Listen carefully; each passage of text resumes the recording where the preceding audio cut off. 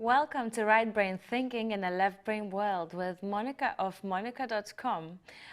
We haven't been on air for a few weeks, so I'd like to remind the format of the show, and the format has changed. So 90 minutes will consist of a lecture and specific lessons. During the last 30 minutes, we'll be taking phone calls. So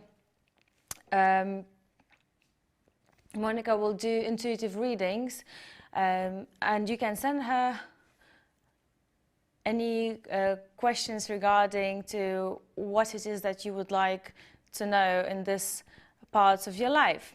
So, as a reminder, after show, you can email Monica with any materials that she uses during the show, and just also would like to let you know, do not email her with questions because it wouldn't be fair to other viewers and her clients that have to pay for their readings. So, Monica. Yes. Welcome back. Hi, I missed you. I've missed you too. And I just noticed that our auto cue has completely gone wild. Oh. Oh, so you're winging it? So I was, yes, really improvising it, and I'm not really sure what's going on with the auto cue right now, but hey, it's fine. So this show is live, everybody. So yeah. So Monica, what is the show about today? Well, you know, like you were saying before, it's 90 minutes. Of course, we're going to be talking about one of my favorite subjects, which is called past lives and reincarnation. And I started studying this primarily because I noticed that 3/4 of the population on the planet believed in reincarnation and past lives, but the rest of the world didn't, and it happened to be located in the Western Hemisphere, which is where I live in the United States. So I thought, why do 3/4 believe in it and 1/4 doesn't? So I started doing research back in like 1971, and I learned a lot. And through own personal experience, I wanted to teach everyone that's listening here today exactly how to access your own past lives. So we're going to be going through a lot of steps that are really intriguing and eye-opening and will quite frankly blow your mind when you do one of them, which we'll get into later. So I want each person to understand the reason why, you know, we do reincarnate each time, and it's to learn about love. And most of the past lives that we've had, especially people on a spiritual path, they already know how to love other people and how to be, you know, caring and nurturing and compassionate and empathetic. But the final frontier of, I've been doing readings since 1972. By the way, my birthday's next week, Inessa. I can't believe it. I was doing readings. I was 21 years old. Which day is it, Monica? It's on the 10th. 10th, great. 5 days. I write it down. But you know what happened is that, you know, back then when I was 21, people would say, how can you know these things? How can you give readings without life experience? Because intuition, you know, I receive information from other sources in different frequencies, and I'm able to access and tap into all of them. Different parts of the brain use different abilities, just like a TV can decode and receive information and put it out as a picture. A radio can also pick up frequency and put it out as sound. We as human beings can do the same thing, and that's why I've been teaching these classes on this particular show. A right brain thinking in a left brain world, because we are programmed with the left brain intellectually, and we are not encouraged at all to utilize any of the things that stimulate the right brain, including creativity. So what happens is a lot of people, you know, get away from that and are not able to figure out their own solutions. I'm a solution-oriented counselor, which means when, you know, a lot of people still, and I don't know why, you know, you have these people that criticize, they call me a psychic and I'm not.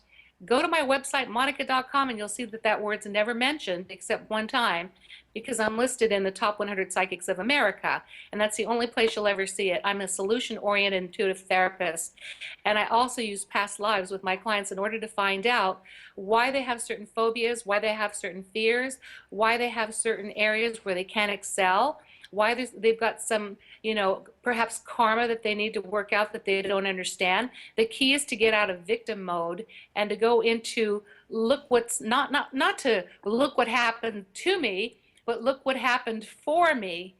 And to connect the dots, that means that you're able to then see why you've had the experiences you've had. I figured out my own. In fact, I just figured out one that has been tormenting me for 50 years, and it explained why I've done, humanitarian work my entire life without a personal life, and I was able to resolve it. I'm not going to get into details about that because it is going to go into my book, and that's why I'll explain it, because it's pretty lengthy, and I want this to be about you, not me. So the thing is that when I first started researching, I ran into this book that really explained every time we reincarnate what we're all about. The book is called Messages from Michael, and I know that Martina would have a picture of the book so you can see what it looks like. The original one had a Ouija board in front of it, and I spoke to the author who lives in California in the Bay Area, Silicon Valley, and she told me that she hated the cover, but her publishers insisted on putting that. So now this new cover is a better cover, and it doesn't have that picture of the Ouija board. She really helped me a lot to understand this entire book, but I don't know if you and Essa have had a chance to go through even and look at what was contained within Messages from Michael, but it's pretty amazing, the stuff that it reveals, because it tells you about you, your soul age, your themes, your overleaves. We're going to go through some of that later. Okay. But just to back up a little bit, when I started looking at my past lives and reincarnation, it started to then make sense to me, because a lot of people say, well, why do people suffer? Why do people have to go through difficulties?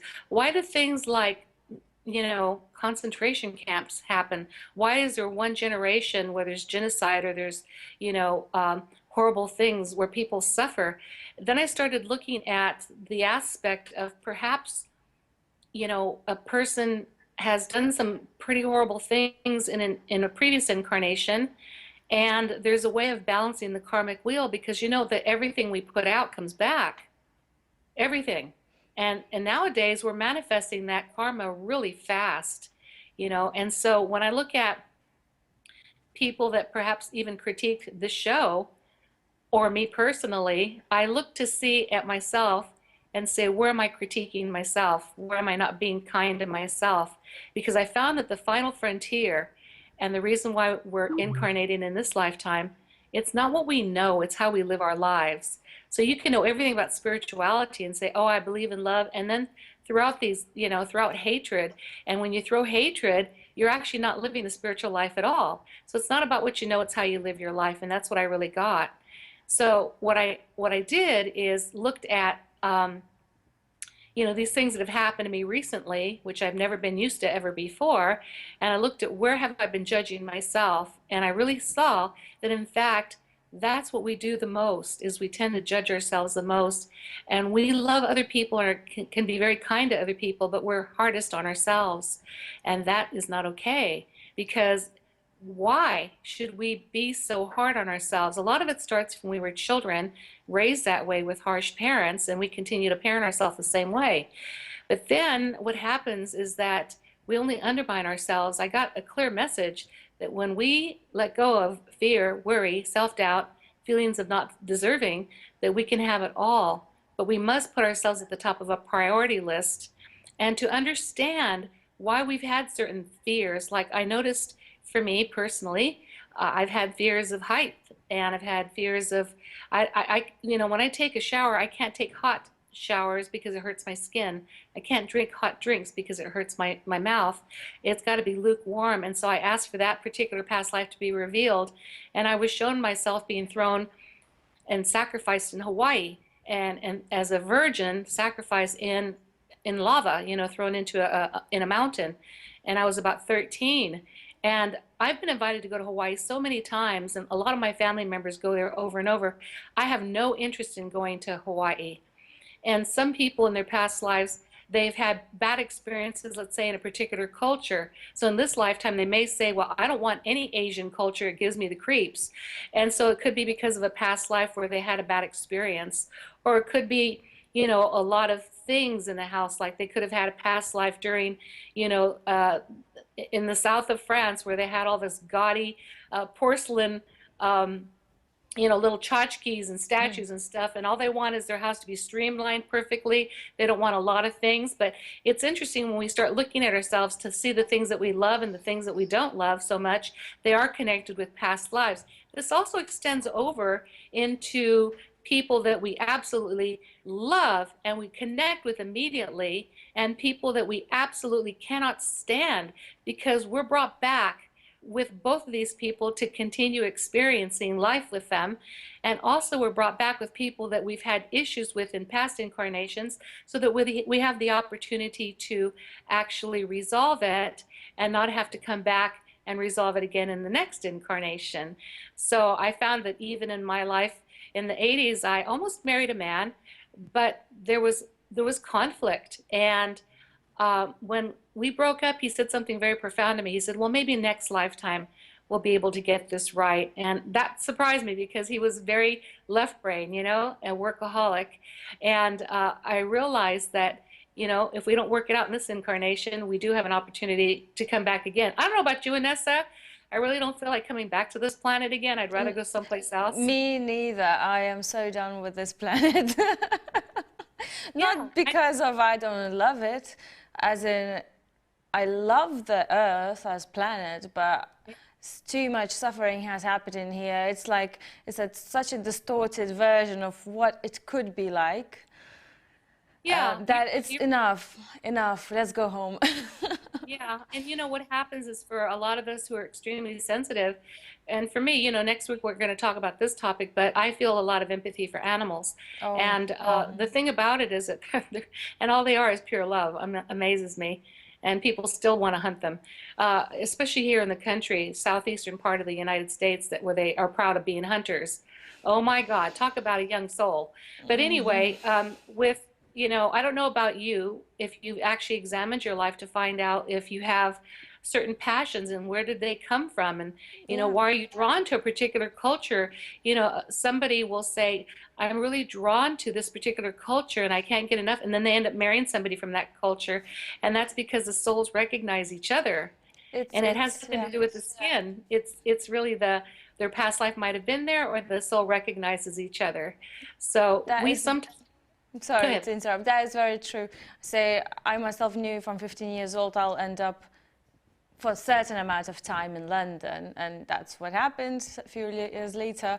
And I have this weird passion with about cows. I just love them, Mhm. and it hurts me so much that they're being eaten and so cruel, so in Yes. such a cruel ways they killed. That Yes. I just don't know. It just really shakes me every time I think about cows. Yeah, we'll have to look at your past life to find out where that connection is. Mm. I've got to tell you that, when I was looking at this subject, I really realized that people have discounted it quite a bit. They don't really look at their past lives. And, in episode number 6, when we did the mental laboratory, that that was lesson 2, but it was episode 6 when we went into the mental laboratory. We're going to go there again today, but I'm not going to actually, count you down and go through the process. I'm going to show you how to access that past life, because if I were to guide you, we would spend too much time doing that, and I've got too many things to talk about. But that's one of the things you can do, is to utilize that laboratory in order to actually go and see your past lives. But when I realized that a lot of people aren't connecting past lives with what's happening today, they come across as victims, like even in my own life, I've been raped twice and held hostage in a house where I had to escape, and I needed to find out where that came from. I did find the answer, and I was able to resolve it. So I realized that that was a karmic thing. It didn't happen to me, it happened for me. So I was able to really have the connection with people that I counsel who have been through the same thing, and I can have that kind of connection and empathy with them.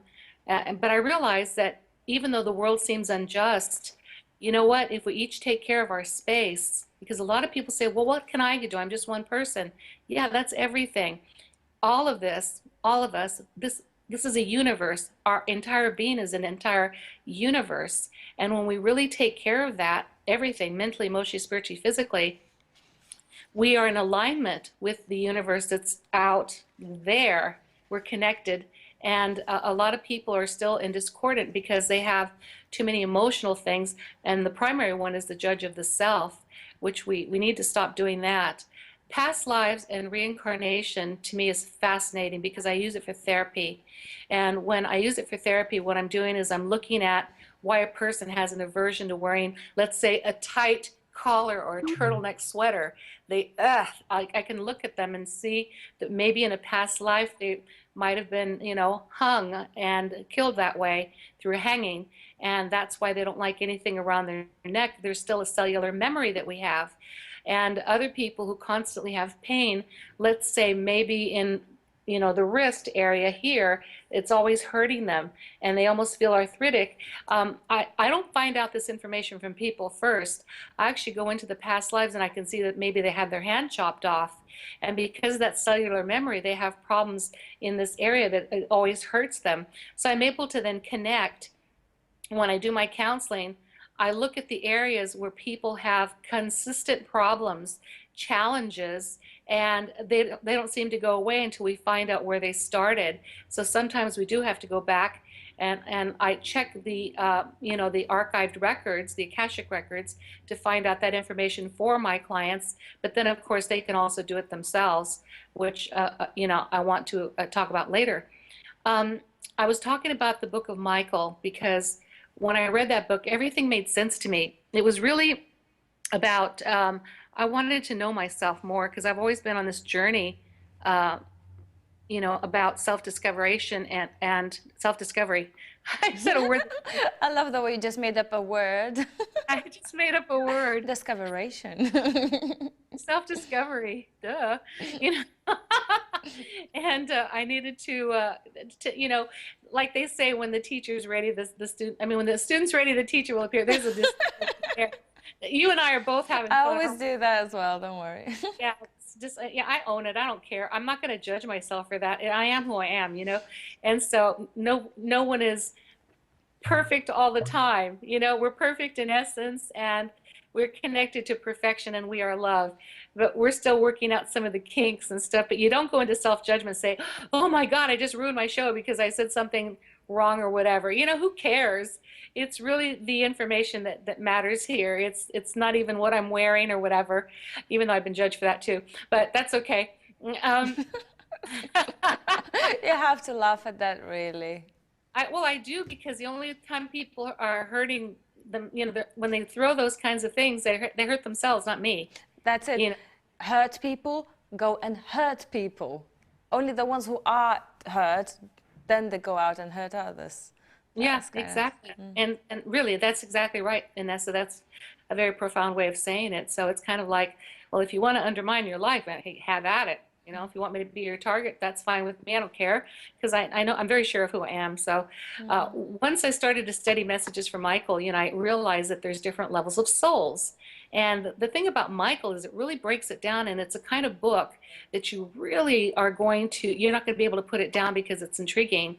So when you're looking at the different levels of souls, we have like the infant soul, it's bratty, let's not do it, it's every soul age has their own kind of like quotation.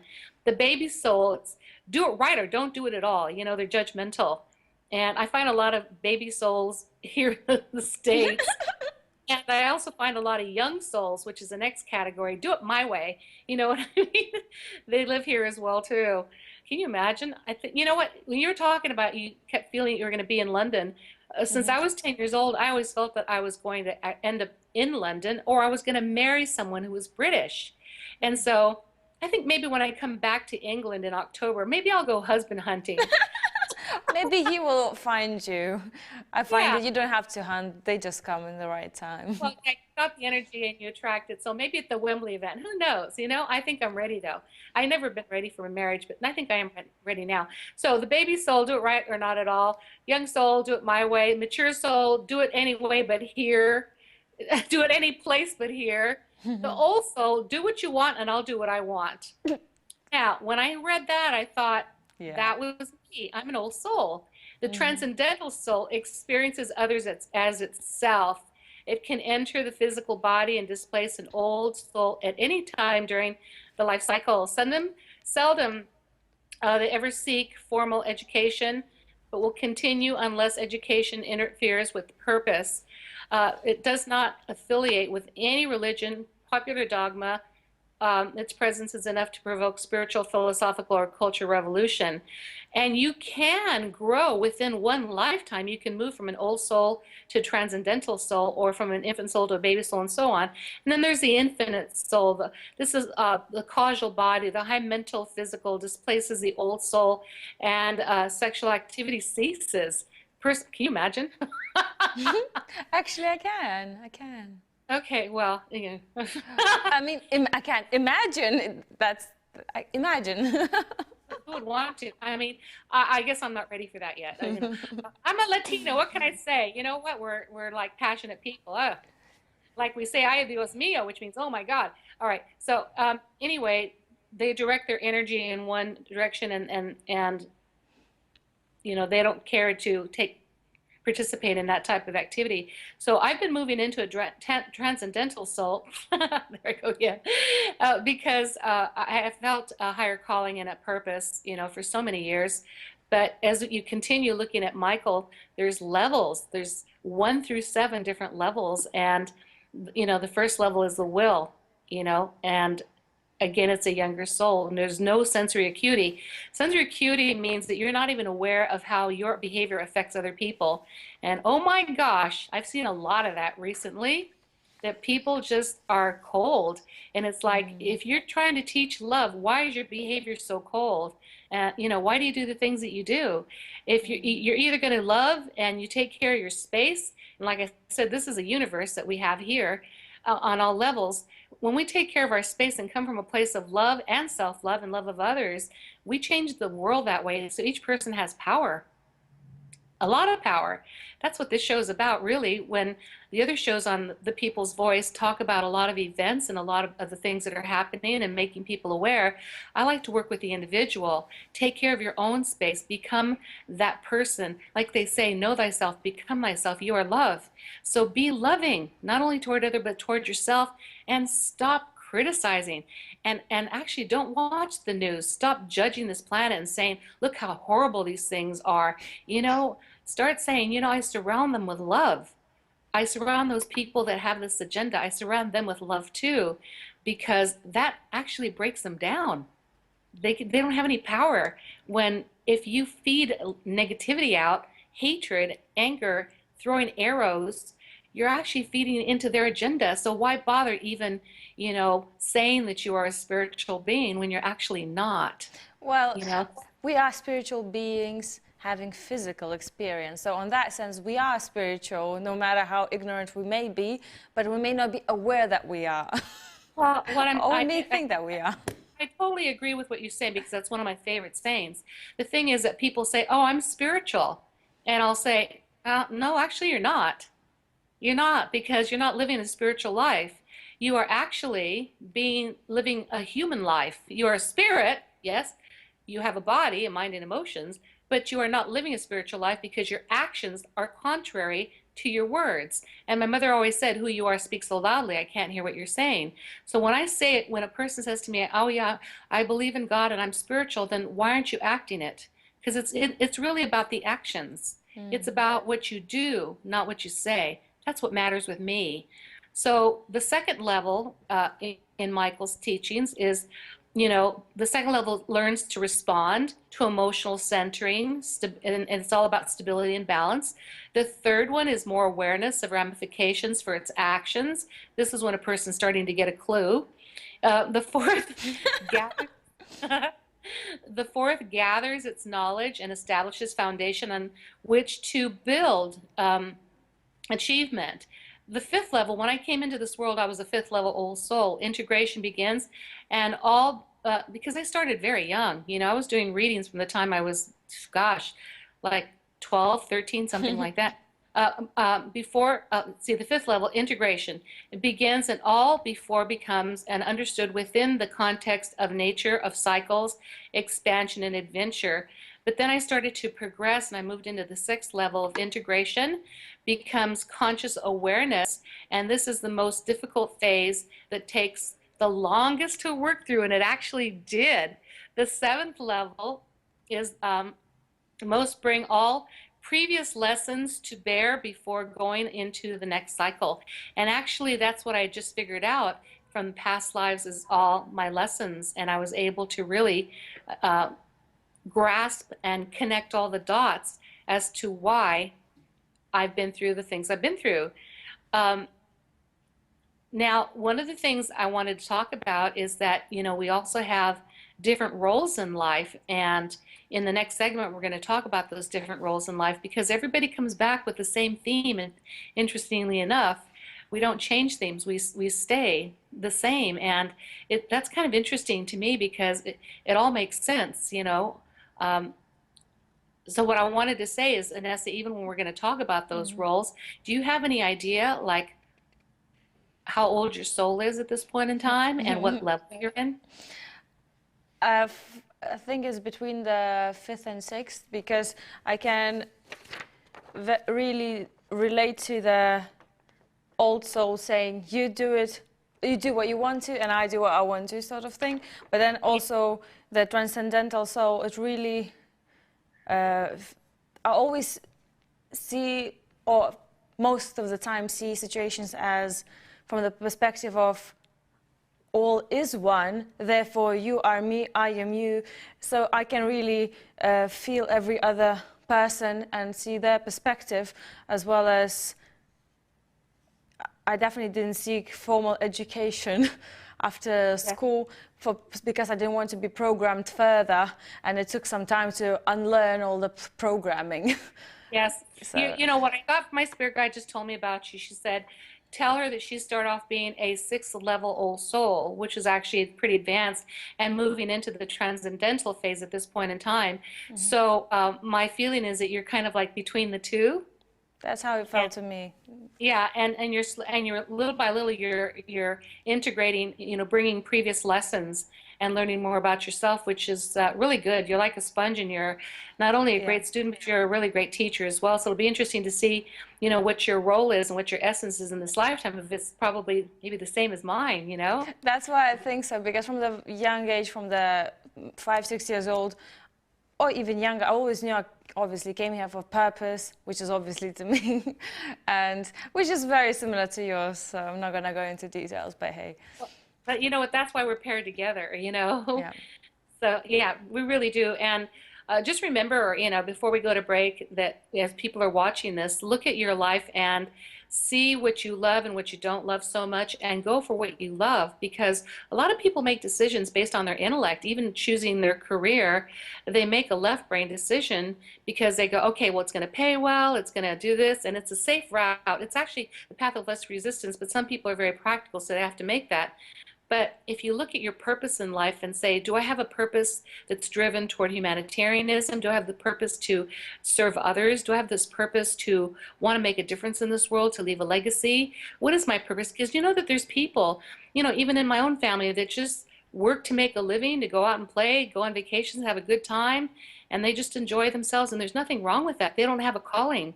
But if you have a calling, my gosh, don't be afraid of it. You can keep your job, but at the same time continue to start maybe a side business and start working toward fulfilling that purpose, because there's nothing better, Vanessa. Listen to me. Inessa.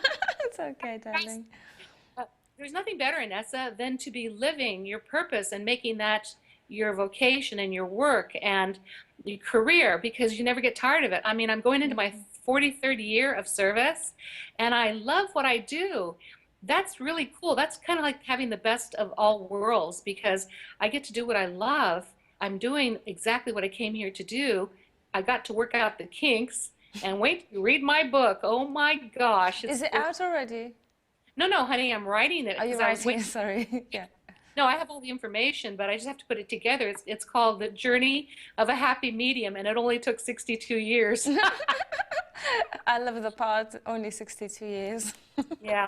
Anyway, we're going to take a break, I believe. Yes, And we will. So let's go for a quick break now. And don't forget, we will be taking live calls for the last 30 minutes of the show. You can call us on 020-3714-2700. And if you are calling from outside of the UK, it's +4420-3714-2700. See you soon.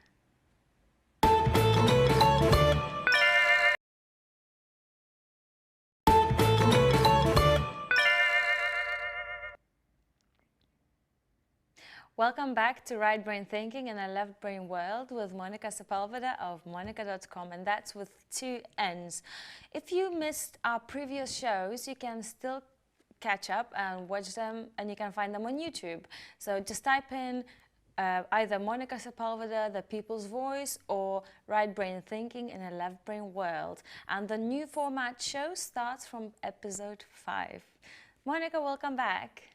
thank you. Yes, we like the new format much better. A lot of, we started the first shows, the first 4, a lot of technical difficulties, couldn't hear the callers, they couldn't hear me. And it really sounded like I was being really rude to people, but I kept saying, what, and it was just really a tough thing to do. And I thought, well, I'm going to go into teacher mode. I think what I want to do now, rather than doing readings the entire time, I'm just going to go into teacher mode because I feel like I'm adding more value by doing that. Otherwise, I'm just talking to one person at a time, and people expected me to be as a psychic. I'm not a psychic. Absolutely, and in this way, you give people the tools how to work with themselves, how to get in touch with their own intuition. So lessons are very good. You give a man a fish, you feed it for a day, you teach him how to fish, and you feed him for the rest of his life. Exactly. That's what I live by, and that's my, I'd love to put myself out of business, but I quite frankly love what I'm doing, so I do give private lessons, and actually people pay for these, so you're getting them for nothing, which is really fantastic for me. I love it. Get the word out. So we were talking about messages from Michael, and I wanted to continue a little bit about that more before we start touching on other areas and how to actually access your own past lives. But I think you need to know yourself really well, and this is the best book to find out about you and about why people come into our lives, because they do come into our lives as a group of 3, 6, 9, or 12, and sometimes we meet those people in different countries that we're connected to, and I started noticing that that happens. But anyway, so we're going to go to the expression roles. The expression roles are 2 of them. There's an artisan. This is a real creative person. The person is drawn to music, person that's drawn to painting. These are your engineers, fine arts, carpentry, the people that are just, it's like very easy for them to make things and to do things and to learn how to, to draw and how to play an instrument or to sing. And so I always thought at first I was an artisan, I thought, no, there's not something right about that, because I also sing as well. And I love music. I sing actually every day because it raises your vibration. And by the way, I do sing in tune. So it's not like the neighborhood dogs are going to start barking and howling. You know what I mean? I know what you mean, actually. Yeah. Okay, but then I looked at the next one and I realized that, the next one is a sage. This is expression, oration, the teacher.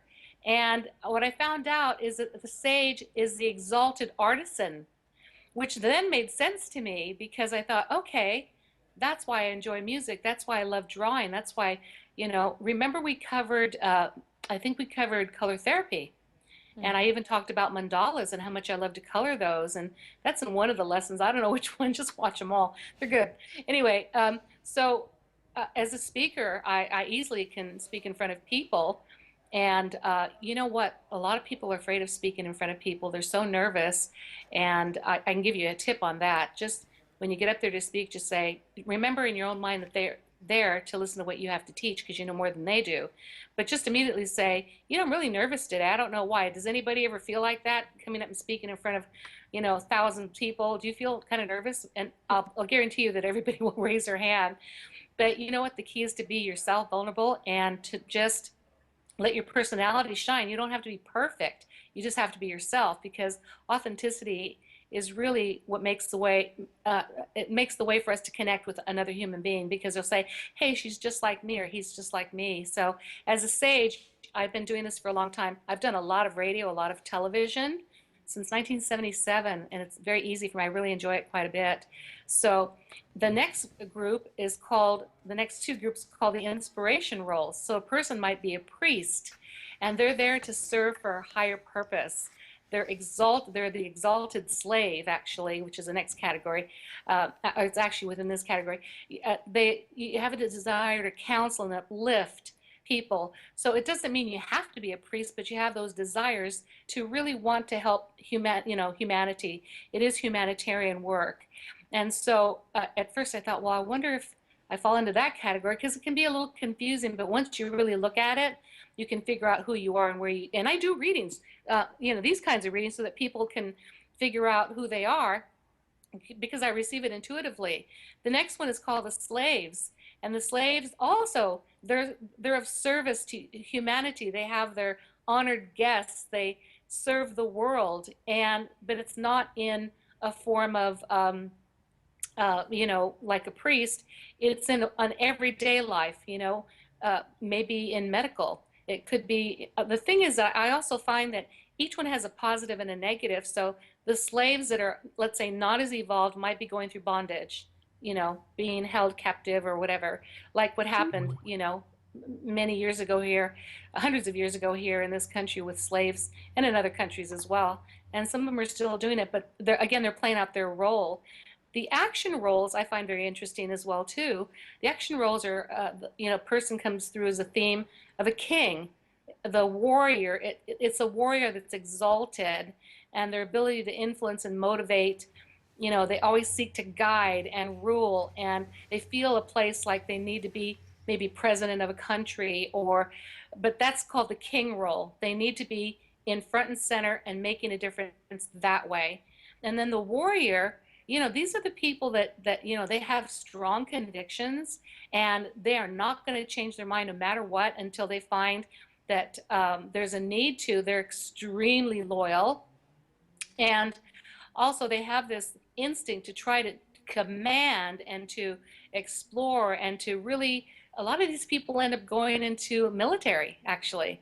And then you have your scholars. That's the last action theme is a scholar, and this is a person that seeks to understand and learn, and they study, they observe all the time, and rather than participate, but they're constantly taking in information, and then they're able to do something with that, which is pretty genuine, but it's still subdued. So they're into knowledge, more left brain.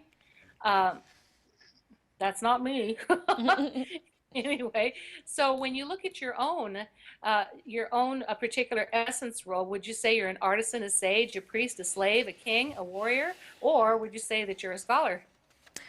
Actually, there's a few. So the first one was the artisan. Yeah. Because I also sing, do music, or write poetry, like to draw, play some music and stuff like that, dancing and like all the arty things. It's very deeply rooted in me. Then the sage. Sage rings a bell a little bit, and the priest kind of rings a bell as well. Okay, but here's the thing about it is that I think that you're between the artisan and the sage, because the sage will also want to teach people what they've learned. Okay, and that is where you are. I think that you're an artisan first and foremost. I think that that's your main. But remember that the sage is an exalted artisan. That's why you could be both. It's kind of felt that way. It makes sense when you say it. As far as a priest goes, no. And because the priest is also the exalted slave, and I don't see you in that role. No. Okay. Yeah. Okay. We have also, these are called overleagues. These are called modes that we have. Whether you're a person that's, there's 7. Again, for each category, there's 7 things. And the first one is observation, which is neutral. A person's just, they want clarity, and they do surveillance. So they observe a lot. The next one is cautious or caution. And this is a person who is, either they have a phobia about it or they have deliberation. So the third one is power. the expression is of authority or oppression. So a person who has power can either oppress people by becoming dictators, or they just have authority. So they come in different degrees. And also the next one is repression, which would be restraint or inhibition. And as you start looking at these, you can really find who you are. The next one is passion, which is self-actualization and identification. Then there's perseverance, which is persistent, excuse me, persistence and immutability. What's with my English today? Seventh one, the seventh one is aggression, which is either being dynamic or being belligerent. So when you look at those seven, you know, I immediately was able to see that mine was passion. Yeah, same goes for me. It's just, yeah, it's expressed in many different ways, but yeah, it's passion. Absolutely. It's and I was also looking at perseverance as well, you know, moving in and out of it because I'm so persistent. I never give up, and that persistence has served me well because I've really been able to go far in life as well. But, you know, yeah. And then we have the category called goals. And so there's different goals. One is called stagnation, which is either suspension or inertia. You know, there's a plus and minus for each one. That's why I'm showing you both. I don't want to get more detailed because I want the person to actually buy the book, so that because it explains every single one, and that's where you can really find out who you are. The next one's rejection, discrimination or prejudice. The next one is acceptance, agape or integration. The next one is retardation, which is a person who like completely withdraws from life. The next one, oh yeah, and with the next one is growth. When I looked at mine, I looked at all the different categories, and what fit mine the best was growth, because I really wanted to grow. So this is about understanding, having comprehension or being confused. And I grew up during the time, you know, back in the 80s, they had this thing called the New Age movement. And the New Age movement was very deceptive. It was really to confuse people. And a lot of people bought into this crap. It was bullshit. It started really more in the 70s with courses like EST, which I thought, you know, it's kind of like they said things like, well, if you shit and you stink, then it's your fault. You know, it's like, no, if I shit on you and you stink, it's your fault. That's how the distorted thinking, you know. And I look at things like that, and even other cults that really brainwash people, they confuse them under the guise of it being spiritual. I mean, I can think of one huge one right now, which, you know, it starts with the letter S and ends with ology. Is it Scientology? Yes. Oh my God, yeah. Yeah, pretty evil. But No. anyway, so Very evil. Yeah. Very evil. It's just they do everything to trap those who escape the religious traps.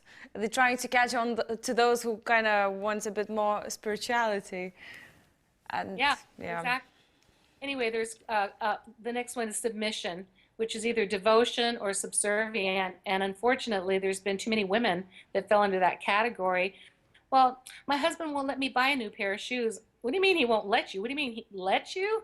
Make up your own mind. You have your own mind, you know, since when is he your owner? And so buy your own shoes, you know.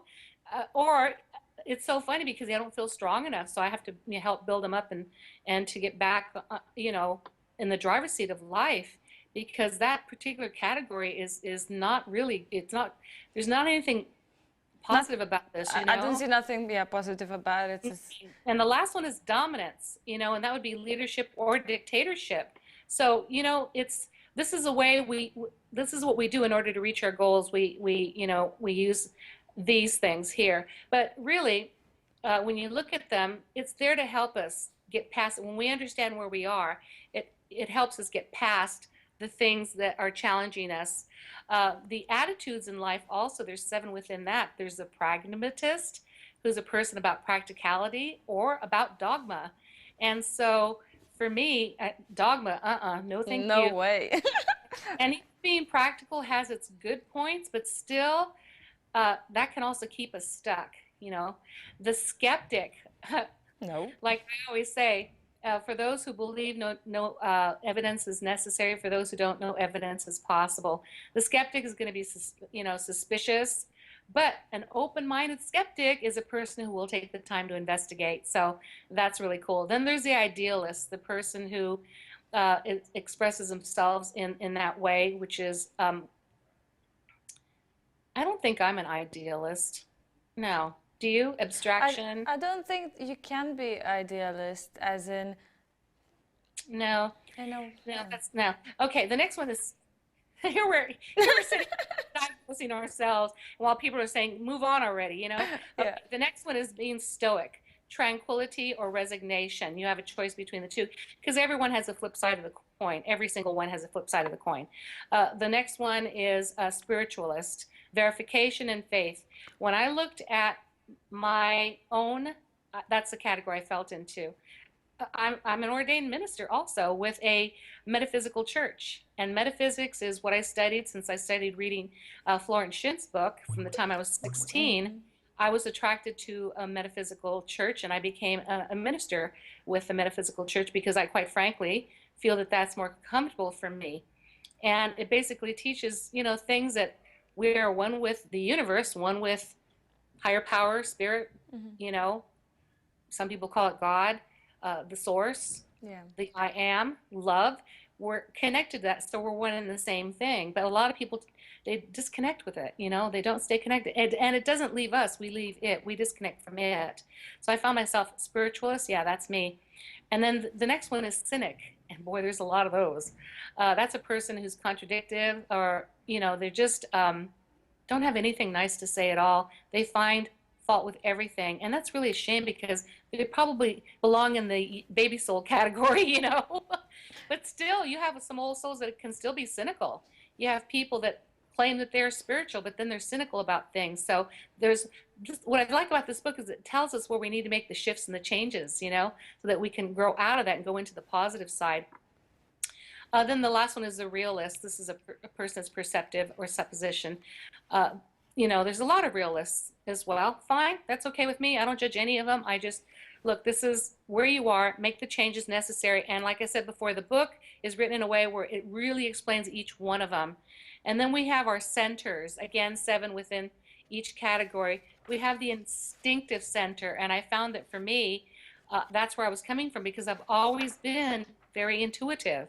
Then there's the intellectual center. Some people rely on their thought, what they've learned, what's become part of history. But you know, things in the left brain are already archived. That's information that's already from the past. Intuition is information that's being, you know, released in the moment. So it's current information that's giving us guidance. So I prefer the intuition better.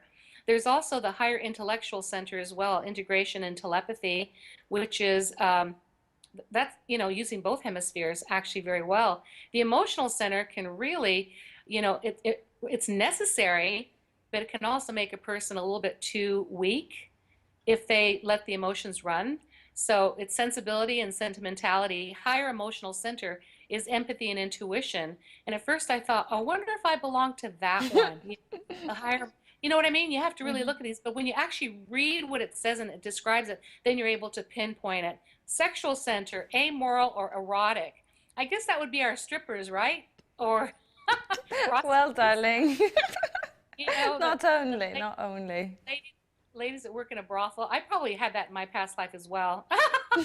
I was going to say something like that, but I thought I'd leave it to you. Okay, I own it. Anyway, so and then the moving center is enduring and energetic. So, and then the chief features, of course, enlightenment achieved by getting rid of the chief feature. There are no good chief features listed here, but they're part of the overlays, and this is the one that we need to overcome. So the first one is stubbornness. Of course, you can take being obstinate and turn it into determination. So that one can be changed. But self-destruction, a person that, you know, does everything to hurt themselves. And, you know, because you can act in or act out. Act out means that you aggressively tear down other people. Acting in, you tear down yourself, and that's self-destruction. So therefore, they feel so bad about themselves that they start taking a path of least resistance and start taking drugs. They start taking, you know, alcohol or whatever, food. At one time, I used to do that. This time, it wasn't about so much food. It was about steroids that I'm on for different issues I've got. It has to do with my spine. Anyway, the next one is greed. A lot of those people around, egotistical people. and very greedy. So they're very, I'd say that they're probably very young souls. Self-deprecation, it's interesting to see how many people will self-deprecate because there's a part of them that feels like that's the only way that they can relate to other people is to put themselves down. But that's not okay. It's really not okay. It's good to be humble, but not to self-deprecate. Arrogance, that has to do with pride and vanity, you know.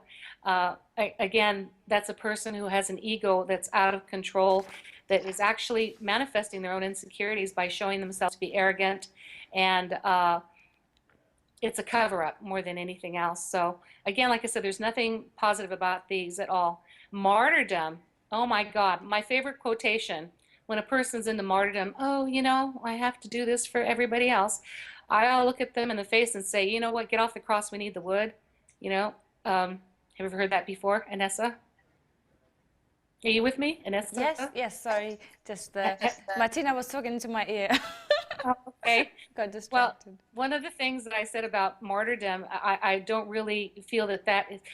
See, martyrdom can go from selflessness, but then when a person becomes a martyr where they completely ignore Yeah. themselves, that can form a pity pot, you know, the pity party. A person can get into self-pity that way. And when they're going into martyrdom in a negative way, I will say the quotation to them, get off the cross, we need the wood. You know? Oh my God. Thank you for that one. I'll have to write it down. Yeah, that's what I said to you when you didn't respond. I thought, okay, she's probably listening to Martina. Anyway, the last one is impatience, and there's a lot of people that don't have patience, and they're very intolerant of others as well. Audacity. But, you know, again, with these, when you look at these, we can improve all of them. And I was looking at mine to see where I fell in. Mine was definitely stubbornness. I had to turn that one into determination. And interestingly enough, astrologically, I have 3 planets in Taurus, which is the bull. You know, even though I'm in Aries, I have 3 planets in Taurus, and with those planets in Taurus, they can make you very obstinate, very, you know, bullheaded. But then you have Aries, the ram, who's not afraid of anything, and I'm not. I'm not afraid of anything. I'm not afraid of writing people back. You know, in fact, I've shocked people when people have written some nasty things about me. I actually write them back, but I'm not nasty to them. I just explain to them who I am, and they're really, and then they apologize. You know? Because it shocks them that I took the time to read what they wrote and I wrote them back. Because I sincerely feel that people only attack because they feel so bad about themselves and they like to drag other people down. And so I give them a little lesson. You know, I teach them a little bit about me. You know, I love meeting people. And so when they write these things, I want to address them back. I am really ballsy. You know, I have a lot of guts.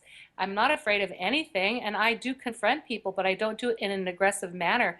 I do it in a way where it's going to help them help themselves and understand, you know, why are you doing this, you know? So, yeah, I know I've talked about this before, but it still happens. The thing about it is that, is it because I want to be liked by people? Maybe. But I think I do it primarily because I don't want people to hurt themselves, you know? So I found my own stubbornness, got in my own way, because then I understood that there's something called timing, and everything happens at the right moment, and everything has cycles. So, I mean, to be impatient would be like being pregnant for 5 months and saying, okay, I'm done with this pregnancy, let's have this baby now. No, you got to wait 4 more months. Sometimes you have to wait. And when we have goals and we set these goals and they don't happen on your timeline, what I always say is divine timing, and that takes away the stress. Divine timing, like the universe knows better than I do when is the right time for me and for me to have this experience, and I'm going to trust it. So it's about working in tandem with your higher power and understanding that maybe the feeling about being hurried, there's some people I've heard before that have said to me, I don't think I'm going to have a long life, so I'm trying to get everything squeezed in and kind of experience all of life because I just don't think I'm going to be here a long time. And sure enough, even though I've been counseling for all these years, they usually end up leaving this planet early. So they kind of have an, is it that they have an intuitive feeling, or is it that they set themselves up for that? Did they make that happen? For me, I think it's their intuition that told them. But being in a hurry like that, you know, to do things, I don't think is the answer. I think it's about living in a space of love, and love can heal all things. So I think maybe it's a little bit more of the second one, that maybe they set themselves up. And I think the reason why is because perhaps in a past life, they died at a very young age and they're getting the same message again, which happened to me because I know in my past life I died when I was around 21. And when I was around 21, I was a cosmetic buyer, and I remember stocking shelves, and I remember being shot in the back. And I kept looking over my shoulder because I kept thinking, okay, is someone going to take me out or something? You know, it was a panic I had. But then I was able to link it to past life where I actually died at that age. So this is interesting that people can actually manifest these kinds of experiences where they feel very, very real, you know. And for me, even to this day, I still don't take hot showers because of that past life being sacrificed in a volcano in Hawaii. So maybe I should try some hot water just to say, hey, screw you. And then you're gonna burn yourself. Right. Mm. You know what happened? The other thing I connected with that as well is I have a fear of heights. Going up to a mountain and looking down and having narrow roads. Oh my gosh, that just like it just freaks me out. So I had to stop that. I had to stop saying that and I had to put it in the past and cancel because I just said I have. That I should have said I had. So I have to cancel. Do you know that anytime we say a negative word or a negative sentence, if you say cancel, the brain will cancel what you just said. I Because, constantly do that since the very first time you mentioned it. That's yeah. something I do now pretty much every day because you can't edit your thoughts out. They just happen. So then I just cancel. Yeah, the brain is literal. It's a biocomputer, and Yeah. it definitely stores information logically. It has no sense of humor. So when people go, "Oh my God, I died," cancel, because it just it doesn't have a sense of humor. So it's just like a computer. If you enter a URL address and you're off by one letter or even a dot or a forward slash, you won't get your page that you're looking for. You'll get error 404. And if you type it in correctly, it's going to bring you the page that you're looking for. The brain's exactly the same way. If you give it information, it's going to record it so literally, and it's going to give you back what it is that you put into it. But if you want to have success and have harmony and balance, and you're saying all these negative things about yourself, and then you're not going to get that. You're going to get a different page. You're not going to get the results you want. So you have to keep thinking about this as a computer and a biocomputer. It's very literal. So really take care of it. We have to watch our words. We have to watch our thoughts. We have to watch our belief systems. And then mostly we have to make sure that we're acting what we believe in and not just saying that we believe in something, but actually put it into use. So I think we're going to be taking another break and we're going to come back to You get to are some right, really Monica. juicy stuff. I can't wait to get into this next part. Yeah, me too. So we are live right now with Monnica Sepulveda, a brilliant intuitive therapist and medium and numerologist. So don't forget, you can call us at the end of the show on 020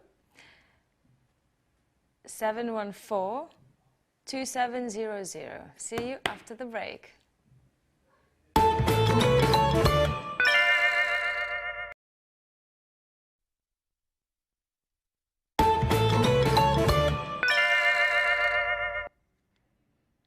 Welcome back to Right Brain Thinking in a Left Brain World. Welcome back, Monica. That song cracks me up. Especially the way it ends, it's dissonant, you know, because I'm so much into music that it's like, ding, you know. Ding, ding, ding, ding, ding. Ba-ding. Ding. Yep. Yeah, exactly. It's an attention getter. Okay, so we're talking about reincarnation in past lives. You know, when we reincarnate, it's because we are here to learn about love, loving ourselves and loving others. And like I said earlier, the biggest challenge that people have had in this incarnation is really loving themselves. They tear themselves down constantly, and that's why they get into some problems and their feelings of unworthiness or whatever. And a lot of that starts from the time that they're a child because of the way that they were parented, and we tend to parent ourselves the same way. But as adults, we need to parent ourselves in much better ways. So one of the things I tell people, if you want to parent yourself in a better way where you stop getting into self-judgment, just get a picture of yourself as a little boy or a little girl and look at that picture and look into the baby or that child's eyes, which is you, and just say, have I been hard on you? Is this what you reincarnated for? Did you want to have this kind of life, or am I making it too hard for you? And then stop and listen, because telepathically that little picture of you is going to talk to you and tell you, why are you so abusive toward me? Why do you criticize me so much? Why do you have to be a perfectionist? I want to have some fun. you know. And then if you find that's what you're going to hear, it's going to be an emotional experience. And what you want to do is apologize to that picture of you as a child and say, from now on, I'm going to make sure that you have a great life. I'm never going to judge you again. I'm going to support you every day. And every morning, I'm going to look at you and I'm going to tell you how special and wonderful you are. It's easier to say that to a picture of ourselves as a child than look in the mirror. Because when a person looks in a mirror at their current age, they don't believe themselves. And if you look at the child, who wants to hurt a child, right? So Right. anyway, Yeah. okay. So I think that the other thing about reincarnation and past lives is that, you know, it's about karma, and I think it's a great equalizer. It helps us get rid of all the things that we've done. I mean, if you steal someone's bike in this lifetime, your bike's going to be stolen. You know what I'm saying? It's pretty simple. But also in past incarnations, you can find out if people committed an atrocity or got away, it looks like they got away with something, they'll have to pay in the next incarnation. And that's when you find incidences where people actually they're accused of doing something. They're sent to prison for 10 years when they actually didn't do it, but they're actually paying a karmic debt from something they did in a previous incarnation, but they weren't caught. So eventually it all catches up. So those people that you say they were unjustly punished and unjustly imprisoned for 20 years of their lives, but what if that was connected to a past incarnation where they actually did something and they were not caught? So that's what you have to start looking at. Is the world that unjust really? You know, perhaps it's because there's a lot of karma. Man, I'm telling you something right now. Those people that are really doing some horrible things, you know, I call them evildoers, and they seem like they get away with it. I don't think that that's going to continue to happen. I see it falling apart. I really do, because it's each individual, and we are all very powerful because we're made in the same image and likeness of that which is called love. When we get there and we stay there and we send that energy out to the planet and we behave in a loving way, the planet changes itself, because there's 7 billion of us and there's less than 200 of them. So we can shift the energy on this planet. It doesn't, because people, they email me and they're scared, you know, what do I do? Okay, so let's start looking at our past incarnations and find out how to connect those dots. Just And before how, that, sorry, Monica, to interrupt, can I just add that I believe, and I think it's probably self-evident, that consciousness can override karma. oh, absolutely. Yeah. So when Yeah. people think, oh, karma, karma, whatever I did will get me back, it depends, I think. And actually, the ones, the evildoers that you mentioned, the 200,000 ones, they know something a bit maybe more than us, in a sense that you don't often see them getting it back. And I think it's just because they have programmed the matrix, therefore they put that program of karma in place, therefore they know how to not be hard done by it. And we don't know, which is, once we are fully conscious, then we can not be affected by it. I have to disagree there, because we can't make that excuse anymore that we don't know. Why do you think I'm taking the time to teach people how to take care of their own space? Why do you think I'm taking the time to teach people how to manifest, to get their thoughts in the right place, to go to the intuition, to get your own guidance, because that's where knowledge is, and it can be released. Information, when I was studying this stuff, you couldn't find it. It was rare to find a book about it. But I know that they have secrets, whatever groups they are, they have secrets. They know exactly how to make things happen, what works. We can override that by learning the same information, and we have access to it now. So there's no excuse anymore. We can, and definitely, you know, I call it divine grace, that, you know, it's more about forgiving ourselves. Instead of paying karma, you can pay karma if you feel necessary. I know that I paid some karma for some things that I did in an incarnation before, but also forgiving myself is what I kept getting once I got to that place where I knew that I committed some bad things. And, you know, I went to Auschwitz, right? Yes, yes. And I know that that's where I died. And when I was there, they just kept saying, no, you must forgive yourself. You must forgive yourself. So what I can tell you, I wasn't a Nazi. I was Jewish, but I did some terrible things. And so once I sat there and I got very clear on letting go, and forgiving myself, then I felt completely cleared away. So we can forgive ourselves, but it takes a very conscious person to get to that point. And as you know, we've just gone through all of the different levels of from messages from Michael, that all these things can really interfere in that consciousness. And based on how young your soul is, or how old it is, or what your overleaves are, or what the theme is, it takes longer for some people to become aware. There's people that still make fun of this, saying, "Oh, I don't believe in that bullshit.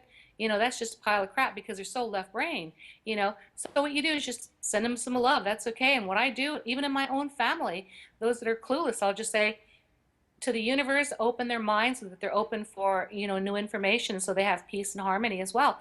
I don't judge them for that. They have a right to their own choices and to make their own decisions about not choosing to be enlightened.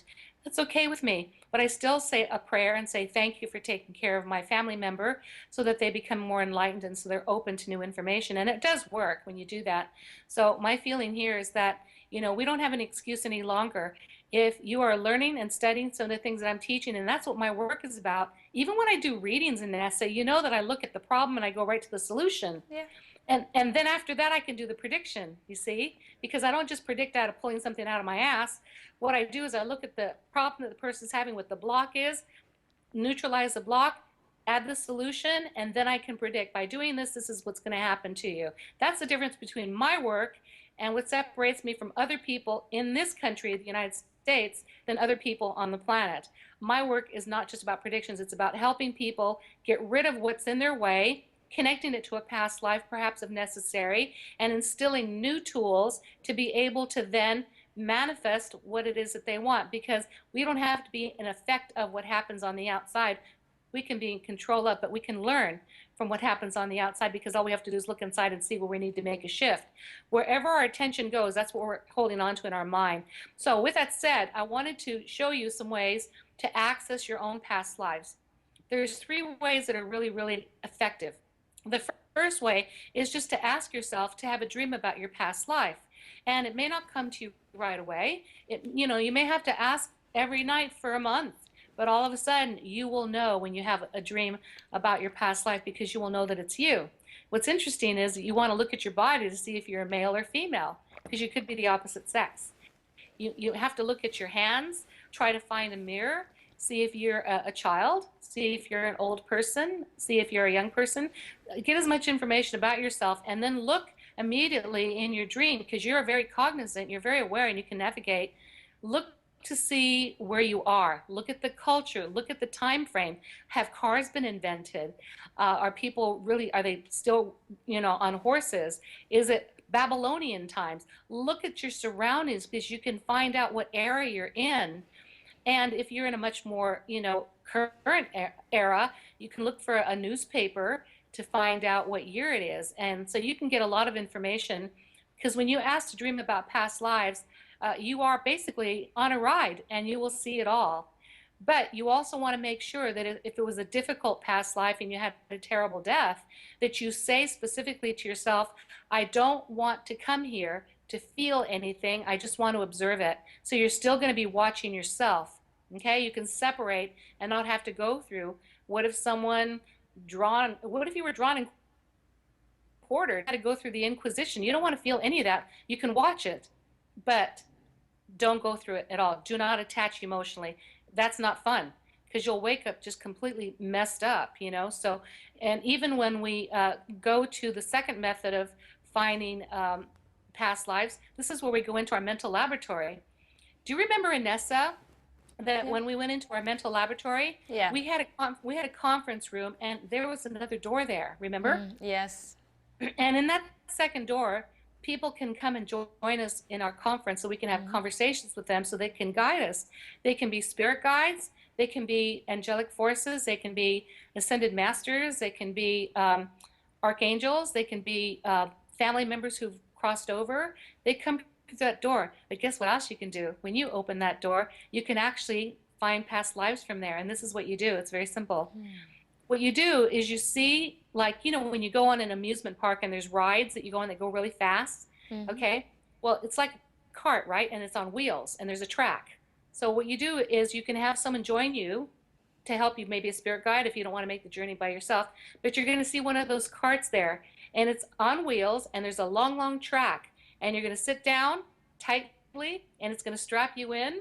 And what you're going to do is you're going to feel it start moving. But before you do that, you're going to notice that on the right side, there are doors, and all the odd numbers are on this side, and the even numbers are on this side, and they each represent years. So you're going to start with 2014, which would be over here on this left side because it's an, uh, um, even number. And then the next door this way is going to be 2013, 2012, 2011. So what you do is you say, I want to go to a significant past life where I had a lot of lessons to learn and that actually is affecting my life now. And what you do is immediately, as soon as you say that, that card's going to move by itself, and it's going to move very, very quickly. And it's going to move sometimes like this, like going through a tunnel. And as soon as it stops, it's really actually a fun ride.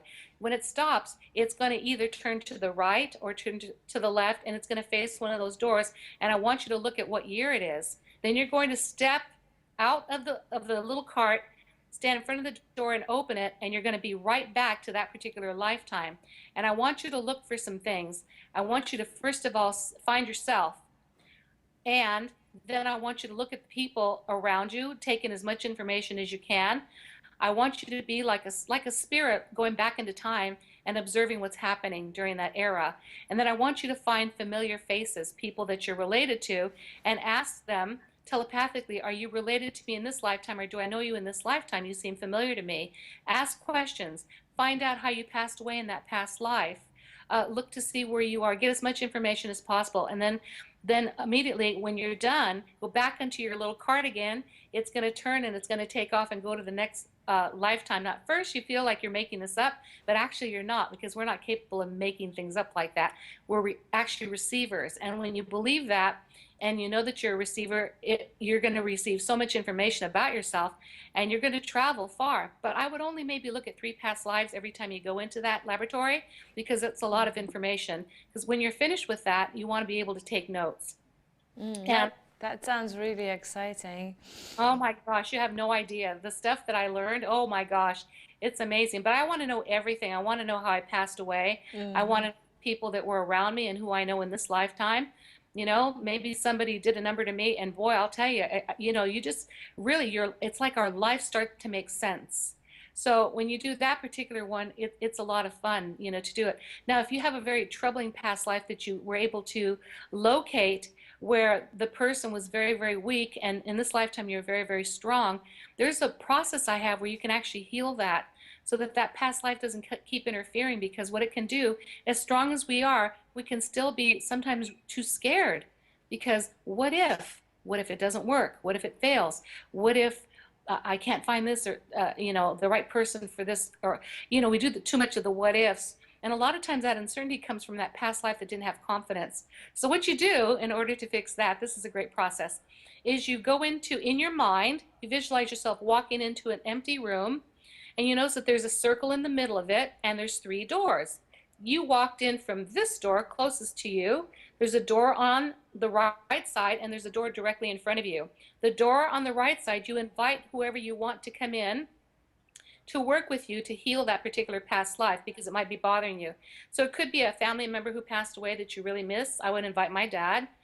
Or it could be an ascended master who's walked this planet, maybe Buddha, or an archangel, maybe Saint Michael if you're into archangels, or even an angel or a spirit guide. You can invite whoever you want to come to that door. They will stand right there on the circle. You will stand there right in the circle this way. And then across from you is going to be your past life. And they're going to come in, and they're going to stand right across from you. And then what you're going to do is you're going to connect from the heart chakra. And it starts from the spirit guide or whoever you invited. They send energy from their heart to your heart, and your heart to your past lives heart, and then from their heart back to the spirit guide or whoever came through. So the actually energy is traveling clockwise, and that links all of you. And so you go back to that past life and you say, you know what? I saw that you were very insecure, and you were actually very tormented in your past life, and you didn't have a lot of confidence.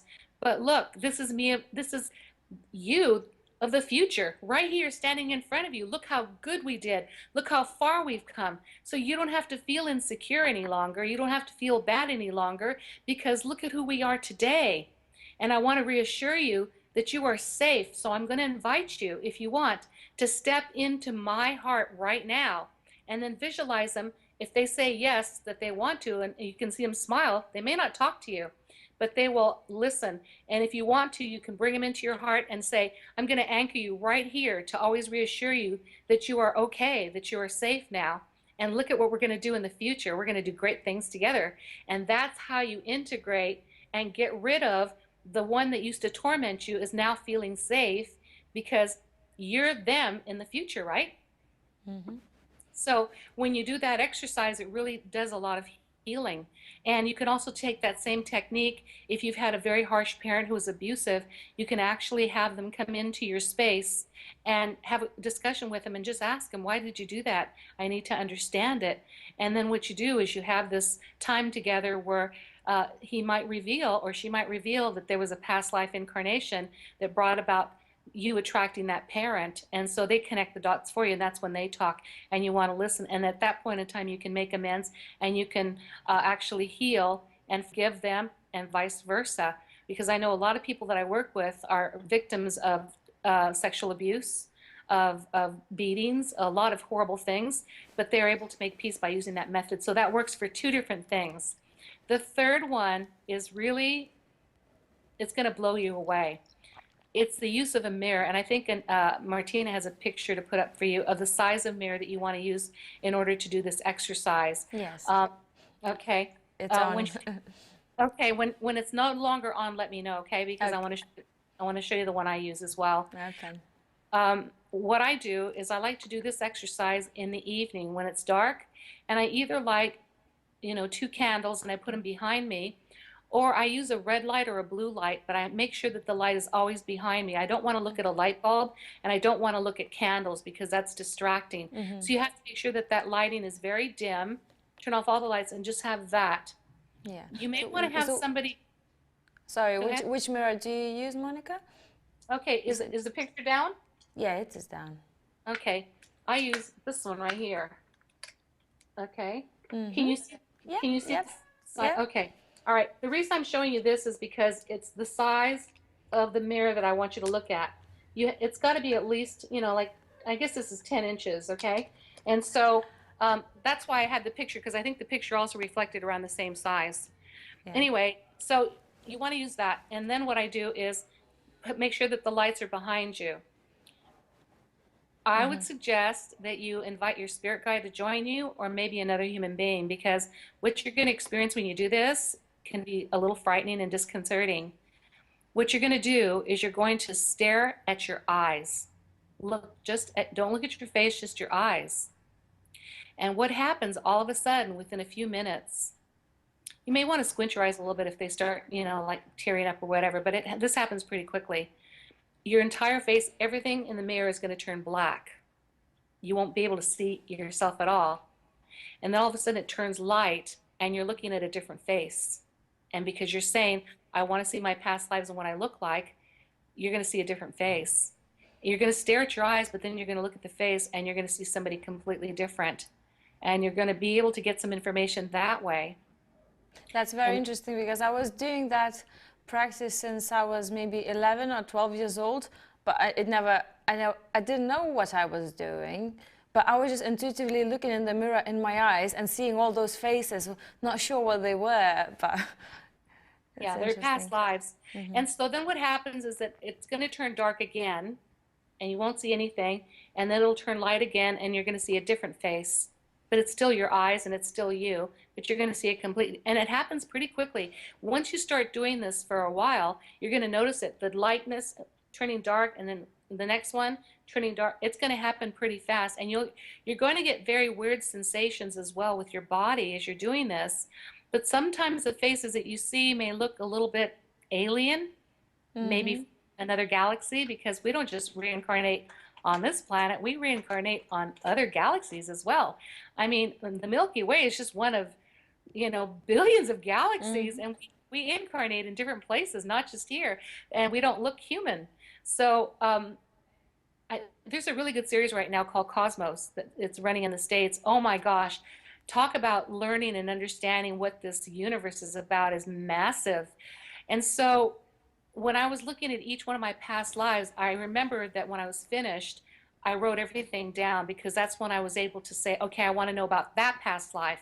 Then I'd go into my laboratory and I'd look for that particular past life because I wanted more information. And this way I could recognize myself.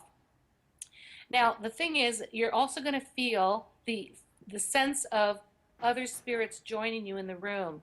That sometimes scares people, and people sometimes do this particular exercise for such a long period of time that then they become afraid of even looking in the mirror. You don't want to do that, because I did it, and anytime I'd pass the mirror, I'd turn my head. I wouldn't even look at myself because I thought I'd be looking at another past life or maybe a spirit, you know? And one of the things about mirrors is that they do bring spirits into your space.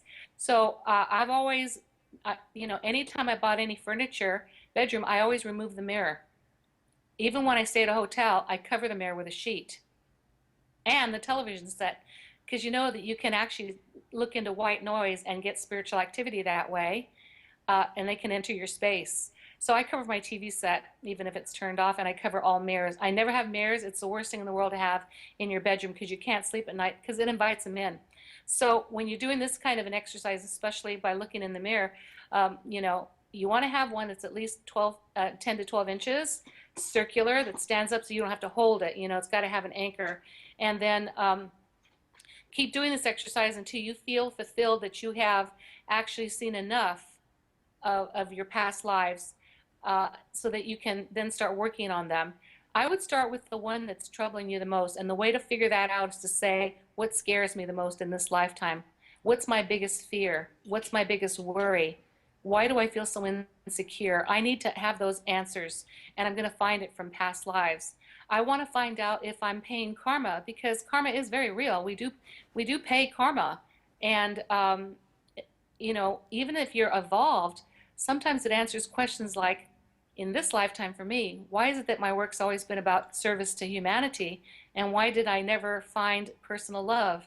How come I've never been married and have had relationships that taught me a lot of things? But how come I didn't have children? You know, you ask yourself why. And as soon as you ask why, the answer will appear.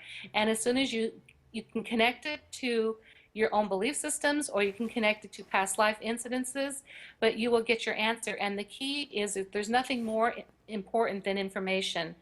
And when you have information about yourself, you can connect all the dots and you can get right back in the driver's seat and create the best life possible, because we don't have to be victims of things. We have to understand what happened and what our whole story is about. And people always say, well, how come I can't just remember my past lives? And very simple, because you'd go insane. Sometimes people can't even get over what happened to them in this lifetime or what happened to them last week. Can you imagine if you had complete knowledge of everything that happened in your past lives? You would actually go insane. So we are kept from that information deliberately so that we can stay sane, okay, so that we don't drive ourselves, we go mad. So we can access that information. It's available to us, and these are ways that I've used. So I hope that those of you that are viewing this use this information, and don't take it lightly, because especially with the mirror technique, you're going to scare the shit out of yourself if you don't do this right, because you have to understand that everything there, before I even start anything, I always say I'm surrounded in a white light of protection and a pink light of love. So anything that is unlike love cannot come into my space ever. And therefore, there is only the oneness, which is love, and no duality. So a lot of people don't take the time to do things like that, and then they buy into duality, and then they invite some foreign spirit who's a poltergeist or that's a mischievous spirit that just wants to scare the crap out of them.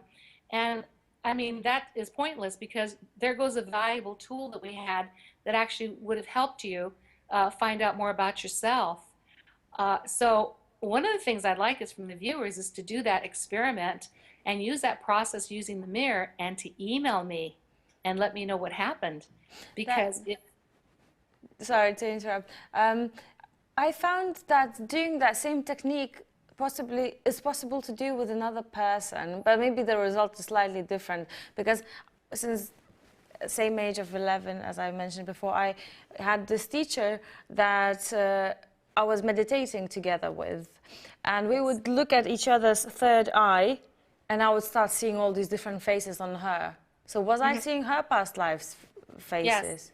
Yeah, one of the things that happens when you do this is you start, you're able to do it for other people. And I noticed when we did aura reading, we did a subject on aura reading, that you were able to see a person's past lives coming through because their face turned dark and then it became light again and you saw a different face. Remember, that exercise Yeah. we did, I forgot what lesson it was, Yeah. but it was about aura reading, that you can see a person's aura, but when you did that, all of a sudden their face turned dark and you started seeing their past lives as well. So it works that way too. It's just intense concentration. And but the key to the mirror is to look into your own eyes and don't get distracted from it.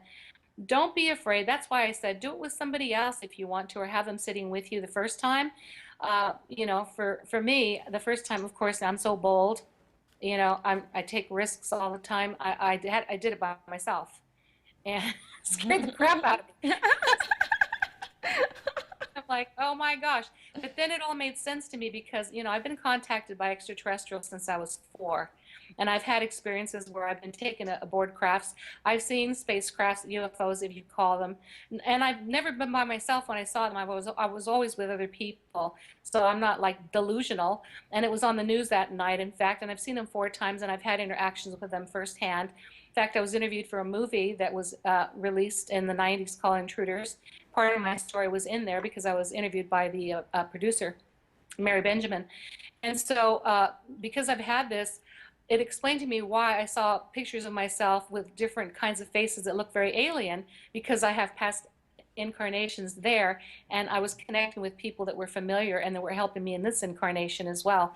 So again, it's fascinating to find out information about yourself by using these methods. So I think we're probably ready to go to a break and then maybe take a call. We are, and it's time for another commercial break. Please stay with us. We'll be right back.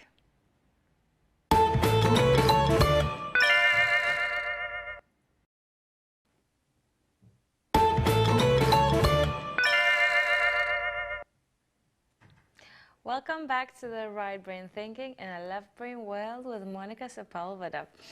Monnica. Yes. Hi. I think it's time for our callers, isn't it? Yes.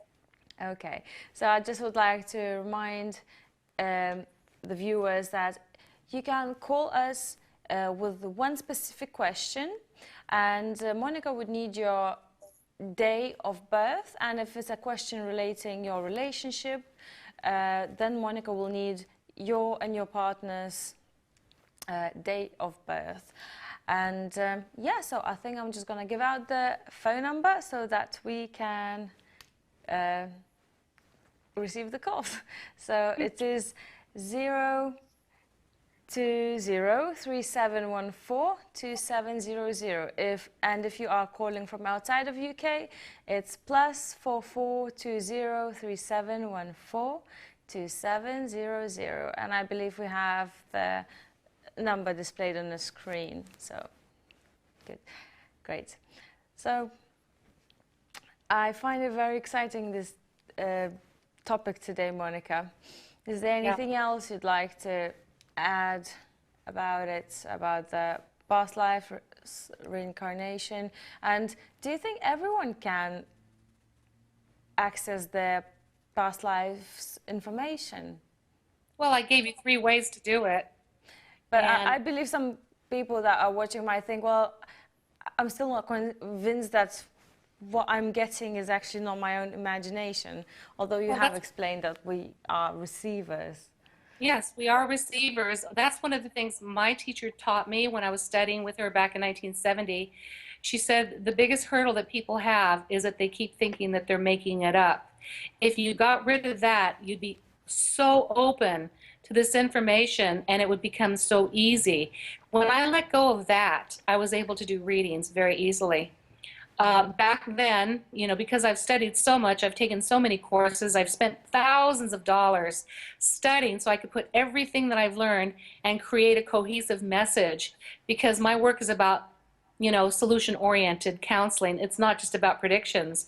I think sometimes predictions is like cheating. you know, cheating on a test.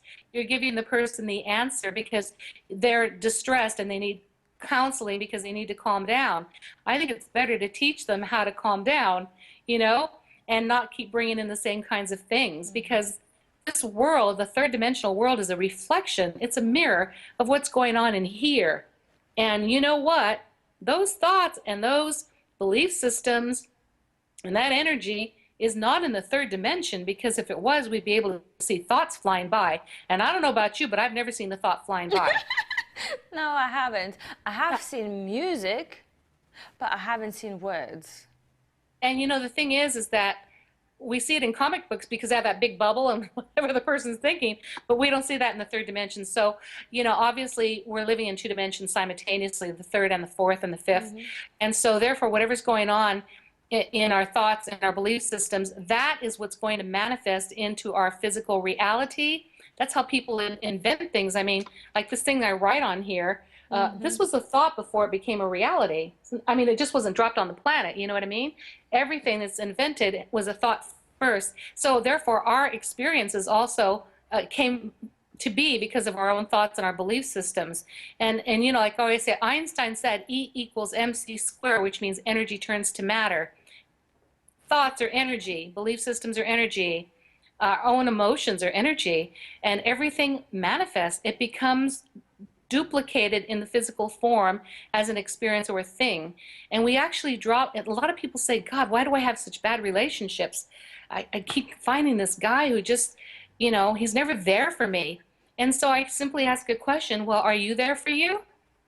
And the answer is usually no.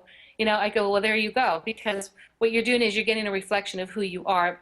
And the only reason why, it's not to punish you, it's so that you understand where we need to make shifts, where we need to make, you know, changes within ourselves. Because if the external part, third dimension, is a reflection of who we are, that means that when we point the finger to try to blame something, there's three fingers that point right back and say, hey, you started it, you created it, you can change it. So we can change anything. And a lot of people don't make that connection. That's another dot we have to connect, is that we are cause of all things in our own world. And if we can change that, we can have a spectacular life by getting rid of the things that the world is showing us. This world is a gift to me. When I see the third frequency, it's actually a gift because it is a mirror. And to not believe that it's a mirror would be as stupid as looking in a mirror with a frown on our face, expecting the reflection to smile back. That's never going to happen. Is that true? That is true, although some people might argue that, but yeah. How can you argue that? How can you sit in front of a mirror with a frown on your face expecting a reflection to smile back? I'm only talking about people who are not, well, maybe delusional. Well, I mean, tell them to do it. Tell them to sit there with a frown on their face and sit there until the reflection smiles back. They're going to be sitting there for eternity because it's never going to happen. Exactly. You know, or it's as ludicrous as planting, let's say, roses in the garden and praying to your higher power that you want peaches to grow. You know what I mean? It's like you can pray all you want for something to happen, but if you planted roses, you're going to get roses. The universe supports whatever we choose. The universe supports whatever we choose. That's the one thing about it, is it's so unconditional that it supports whatever we choose. And if we choose to hate ourselves, guess what? We're not going to have a great life. Mm-hmm. And okay? I find it that when people struggle in life, which majority of all living life at the moment on Earth, is among other factors is because we do not know our worth, and we get only that, how much we believe we're worth. Well, yeah, that's one of the things I found out when I was at Stonehenge, and they said when people get rid of these 4 blocks, their lives are going to change, but these 4 blocks have become your normal. Those 4 blocks were fear, worry, insecurity, or feelings of not being deserving.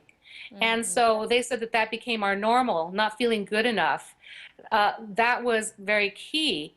So how can we not feel good enough when we're connected to that, an essence that is our disposal 24/7, which is called love, higher power, source, spirit, God, universe, whatever. It doesn't matter what you call it, it's there. And all we have to do is connect to it every day. That's what I do in the mornings. I connect my heart every day, and I say my heart's still connected, and I give thanks for that. And what it does, though, is that that love is so powerful that it does tend to bring up all the negative stuff, but it brings it up so we can let it go. So we don't have to sit with it, because if we sit with painful things, that's called suffering. And pain, the intention for pain was not to suffer, but to bring about an awareness that we need to make some changes. So it's called growing pains. It's a teacher more than anything else. And it's interesting to me that we can cut ourselves, ouch, but do we sit and stare at it? No, we actually go and get a Band-Aid and put some antiseptic on it, and we treat it and we take care of it right away. But why do people sit in emotional pain so long? I don't get it. That doesn't make sense. I don't know. I don't get it too. I have observed quite a little bit of that in my short lifetime, but I don't know. I'm one of those who just let it go. It's past. It's past. So let it stay there, because Yeah. you're losing the now. Well, one thing that Einstein said is you cannot create energy, you can't destroy energy, but you can convert it.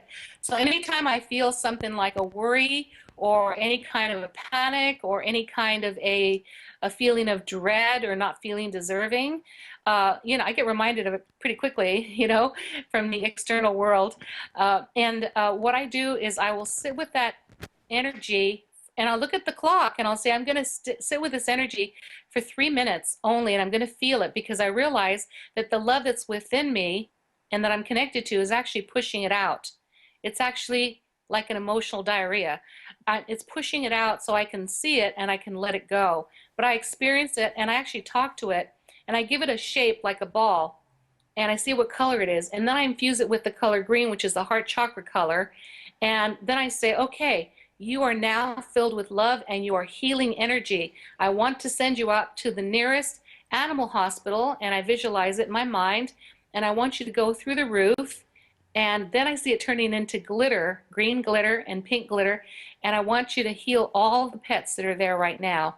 So what you can do is you can take a distasteful experience, such as feeling worry or fear or panic, whatever, or insecurity, and you can convert that energy, because we can convert energy. Can't create it, can't destroy it, but we can convert it. And you can do something really positive with it. And since I have a passion for animals, I do send it to an animal hospital, and I feel good about it. So now I don't have bad feelings when I feel bad. I just understand it and convert it and do my little thing.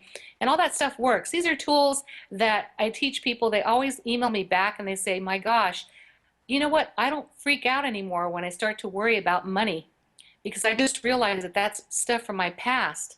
I used to fear and I used to have worries about money, but I don't anymore, because that's just past stuff. And I'm, just like your body, you can go get a colonic and get rid of all that stool and all that crap that's in our body, or all that shit, and it'll get rid of it. It's been sitting there for 15, 20 years, but it'll clear it out. So basically, this is what's happening here, is that you're getting rid of emotional stuff. And, I don't know about you, but when I go to the bathroom, I don't sit there and analyze my poop. I just flush the toilet. So what I do with emotional stuff that comes up is I sit with it just for a moment. I let it go, but I convert it, and then I do something positive with it. But I don't analyze, why am I feeling this way? Because that's like inviting trouble. It's like, okay, what happened in my past? One of the best things to do, actually, is to write down how you're feeling. Write it down, because since thoughts are not in the third dimension, they're in another dimension. As soon as you write it on paper, or now it's in the third dimension, because you can actually see it, right? Yeah. Yep. And why do you think people keep journals and feel better after they write? Because they've gotten all that white noise out of their head and on paper. So they keep journals, and it's good therapy to do that. But being an Aries, I like versatility. I don't like things that bore me. I get bored easily sometimes. So what I did is I picked 5 colors of pens, and I assigned them each an emotion. So I had a pink pen or felt tip pen, and every time I felt everything was rosy or in the pink, I'd write. I was happy, cheerful, I'd write in pink. If I was feeling really connected to my higher power, I'd write in purple. If I was feeling really connected to life and nature, I'd write in green, because everything that's alive is green to me. If I felt really depressed or had the blues, I'd write in blue. When I felt angry, I would write in red, because I was so angry I saw red. So I noticed as I was writing in red, getting rid of all those emotions, I would be calm after writing maybe a paragraph, and I would put that red pen down and pick up another color. And then I kept track at the end of each month to see how many days I'd write in which colors. And I followed that for like 6 months, and I was able to see a pattern. And with women, since we have 5 good days a month, no, I'm just kidding. No, we do have, I mean, I think we can relate to that. yeah, we have the hormones. We have, Hmm. like, all the, whatever it's called, all the stuff, female stuff, Yeah. um, PMS and all that kind of stuff. And then on top of that, we have biorhythms. If you haven't ever checked your biorhythms, my gosh, go to a website. It's called bio-chart.com. Bio, B-I-O, dash chart, CHART.com. Enter your birth date, click on calculate, and it tells you where you are mentally, spiritually, emotionally. And when you see that you hit a critical emotional day every 2 weeks on the same day, it's amazing that you can set yourself up a day before that knowing that it's going to hit, and you can meditate more or get yourself centered more, or maybe go out and play more, do something. The intellectual one, it explains each one, it actually gives you the reading of where you are each day, and it tells you what is, they recommend things, they suggest not really a good day to make a decision today because you're not thinking clearly. And that would be that would be me at the beginning of this show, And that would have been me at the beginning of the show too, when I got like a bit thrown out of my Yeah, way. Well, that was okay, yeah. we had our duh moments, Yeah, right? yeah. So, but you know what? One of the things I like about that is that, it's not about being perfect. It's about delivering a message, and that's what we got through, today. So, when we if we went into self-doubt and started judging ourselves, that's contradictive to, what we're trying to teach here, which is we don't judge ourselves, we learn from it. And a lot of times people, when they're raising their children, you know they reprimand them for making a decision that was not a good decision, but it's all about making choices. And then a child grows up feeling like, not that they made a mistake, but that they are a mistake. And one of the worst ways to break the spirit of a child is to hit them, because again, they go back to the message that I'm a mistake. There's something wrong with me, and that's not going to build a child. And a lot of people also get the word discipline confused. Oh, I disciplined my child, I gave him a spanking. Well, to them, the word discipline means punishment, when if you look it up, it comes from the word disciple, which means to teach. I don't think hitting a child teaches them anything. It makes them, they lose their self-esteem. And so what you want to do is we have to build ourselves up. And that's why I wanted to share that particular tool, using the picture of yourself as a child. In fact, once you have that picture of yourself as a child, put it in a frame and keep it in your bedroom so you can look at it when you wake up in the morning and say, wow, you're special. Look at those eyes. You can't wait to have a great day. You came here to have a great life, and I'm going to make sure I give that to you, because ultimately we create it all for ourselves. We are co-creators, and we can create a mess or a masterpiece. It's up to us. And we have to stop playing the blame game, because when we take that kind of commitment and give it to ourselves and say, I'm going to be the best possible me, not because I believe all these things, because I live it. Spirituality is about the way you live your life. And when you're coming from that space, believe me, yeah, you're going to have tests and challenges and things like that, but they're just primarily markers to see how far we've come from before. So it's actually a very good thing to be able to mark our growth. I call it rulers, And sometimes I don't like those, though, those, another freaking test? What? I just passed that one. Okay, I'll pass this one too, because I'm not about to flunk it, that's for sure. Because like the old saying goes, if you don't learn a lesson, you're doomed to repeat it again, right? Yeah. So yeah, it's we're very complex beings, but the key is that everything is in perfect order. If your body stopped working for you for even a minute, you wouldn't be here anymore. So it's constantly giving, and we have to be respectful of it as well, and praise it and give thanks to it every day. If you talk to each part of the body as it's an entity, like a person, and be grateful to it and just say thank you to my heart. Thank you so much for beating every day and for not skipping a beat. Thank you to my liver for processing toxins. Thank you to my kidneys. Thank you to my lungs. Thank you to my brain. Thank you to my eyes. It's amazing when we go into that kind of gratitude how healthy we stay. you know, and it's like I'm really doing a lot of experimenting right now with different ways of healing because I'm getting very interested in being able to overcome things that they say are incurable. Oh yes, totally, indeed. Oh my gosh, yeah, no, I don't, you know, that's like There's thinking, there's not one thing that is incurable that they want us to believe, basically, that it is incurable.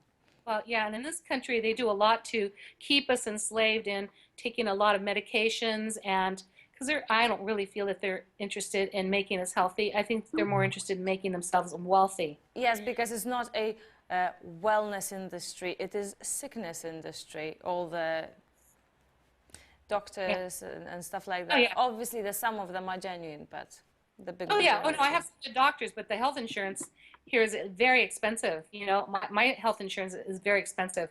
So, you know, when I look at other options and going to places for surgery that I might need, I look at Europe actually because I find that the doctors there are actually even better. And I find that they're more innovative and they're ahead of us. So that's where I'm going, you know, because I do need a knee replacement surgery. I used to be in gymnastics a long time ago, Nessa, and I really messed up my skeletal body by doing all these weird things. People that jog all the time, they think they're healthy. Do you know the number that you're doing on the skeletal body? Oh my gosh, there's so much damage. There goes the cartilage. There goes, you know what I'm saying? You can really hurt yourself. So, you know, I would say power walking is much better than jogging. That's just me because I come from a background of dancing and gymnastics, and I know I did a lot of damage, and now I'm having to basically repair. Now, what I'm looking at also is actually starting to grow cartilage. So, my spirit guide sent me this message that was really loud, and he said, would you just reset to the default settings already? Same with teeth, do you know? All the cavities and the eroding enamel can be regrown if we remineralize. But that's Yeah. not what the mainstream can tell you because they Well, would you know lose what? their patience and the practice and all.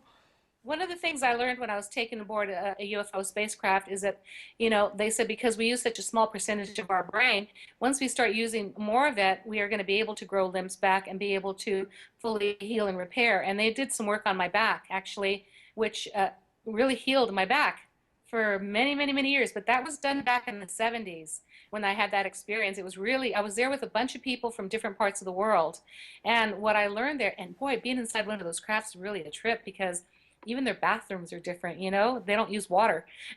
It's really weird. All the plastics and the different materials were very foreign to me. I'd never seen them before. And so having that experience for me was very valuable. And I find that I don't even want to talk about UFOs because that's a whole different subject, and we have just a few minutes, and we were supposed to talk about reincarnation. You know, the thing about it is if you have an inclination to want to know more about UFOs, all you have to do is ask them to come and visit you, and you have to ask them 3 times because the first time they hear you telepathically and they'll say, okay, are you sure? Because it's quite a shocking experience. And then you end up like fascinated by it, but then you can get scared by it too because it's very intimidating and imposing. They're so evolved. I would suggest that maybe call people from the Pleiades because they're more like us, but they're very tall. If you pick people from Orion, you're going to get the large-eyed, big round heads that they don't really have a lot of emotions. You know, they're very intellectual, but they don't have the emotions. Anyway, I don't know. This is typical of Monica with Moon and Gemini, who changed the Let's subject just once throw it again, all in. It's exciting that way. It's all right. going with the flow. I make no apologies. I have Moon and Gemini. What can I say? I Yeah. can change subjects like that, you know. But getting back to past life and reincarnation, if you have a question about it, please, you know, feel free to email me. If you want the material also about Michael, you know, messages from Michael, I do have it formatted where you can actually read and look at it yourself until you get your book, and at least you'll have them, you know, typed out so that you can go through each part of the book and actually identify who you are. Because Messages from Michael is probably my favorite book, and I've read a lot of books. When I got the book on past lives and reincarnation, it was that thick, and I didn't Oh, feel like reading it. So I just decided to study. I'm more of a visual person. I'm not one that, when I read, I know it's a theater of the mind. I have to make pictures in my mind as I read something. But, you know, I got to tell you that the best way to find out about your past life is to use the three methods that I showed you before. If you've never been to the mental laboratory, please go to the YouTube's video and go to episode number 6, correct? episode 6. Yes, Yes. episode 6, which was lesson 2. Please go through that process and you'll learn how to use that because it's probably the most valuable thing I could teach you. It's very important. Okay, Monica, and what would you let us know? What do you have in store for us for the next time show? Well, because I'm such an animal lover, people don't realize that you can communicate with your animals. So I'm going to show you how to do that. They use pictures. Mm-hmm. They don't speak English, No. but they send energy and they send pictures, and there's a way of communicating with them. One of my best friends, Amelia Kincaid, is one of the most well-known animal communicators in the world. And she and I were just, with 2 other women, were just cast for an American television show. Well, it's under the category of reality show, but it's about 4 women who are gifted that know how to communicate, with the other side as a medium, which I do. Also with animals, which she does perfectly. In fact, she read for the Queen of England's horses. She was invited, and also Prince Philip asked her to come over and read his pets as well. So she travels all over the world. She's in England right now, actually. Her name is Amelia Kincaid, and she's teaching classes, I think, on the Isle of Man, uh, and how to do this. But, she taught me very well. I'm written in one of her books as well, and she taught me how to do this, and it's not that difficult. I'd like to do that. I'd like to show people exactly how to give a reading because we're getting to a place where you've learned so many lessons and you've gotten so many different kinds of tools that will show you how to do this, that not only can you give yourself a reading, but you can also, because I mean, who gives me readings? Nobody. So you can also read other people. And if you're really interested and committed, you can actually get into this type of thing and become very helpful to other people. But there's a correct way of giving readings and there's an incorrect way of giving readings. And the key is to make sure that your client or person in front of you leaves feeling really good and very hopeful and feel like they're back in the driver's seat and to understand why things are happening the way they are, which means you have to know how to then go into the Akashic records, get the information about them, about their past lives. Please trust yourself. Please trust whatever comes through. Because intuition can't lie. It doesn't know how to. It only tells the truth. Make your decisions from here, not here, because a lot of people pick their jobs based on what they see on paper as facts, as information. But yet intuition doesn't have anything that's facts or information. It just gives you the feeling that it's right. And the best way to make a choice, if it feels right, it is right. If it feels bad or something's wrong, then say no. And you can actually read people the same way. No, I don't get a good vibe from them. So I think that I'm not going to go out with them, because a lot of people always say to me, this guy seemed like he was really nice, and all of a sudden this other personality came through. I said, but didn't you get a little red flag before that? And they said, actually I did, but I just kept looking at how good looking he was.